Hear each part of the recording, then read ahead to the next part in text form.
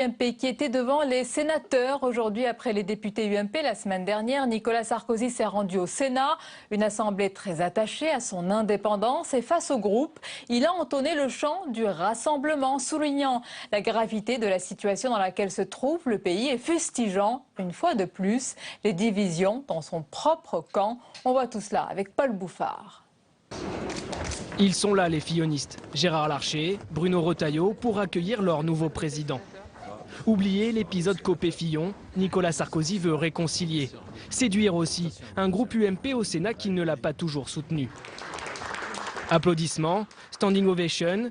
Pendant près d'1h30, il évoque le rapprochement avec les centristes, les questions d'identité nationale, l'islam, et met en garde les sénateurs UMP face à l'avance du Front National dans les sondages. À la sortie, Bruno Retailleau est sûr, Nicolas Sarkozy a compris la sagesse sénatoriale. Il a compris qu'on a tous souffert des divisions et qu'il était là d'abord pour rassembler.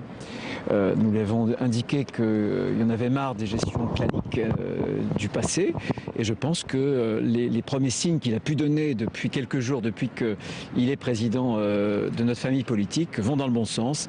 Le rassemblement, d'abord, le rassemblement, c'est fondamental et c'est, je crois, ce que souhaitent tous mes amis sénateurs de l'UMP.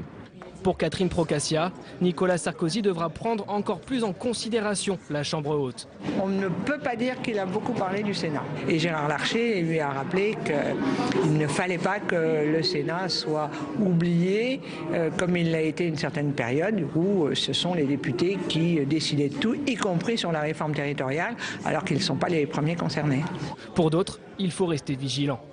J'ai envie de dire, il n'a pas changé. Il sait ce qu'il veut.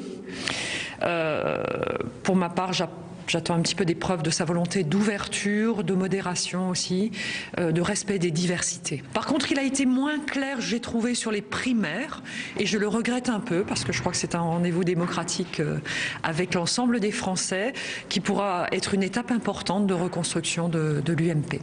Pas très clair sur les primaires pour 2017. Nicolas Sarkozy l'a dit, il abordera le sujet après les régionales dans un an.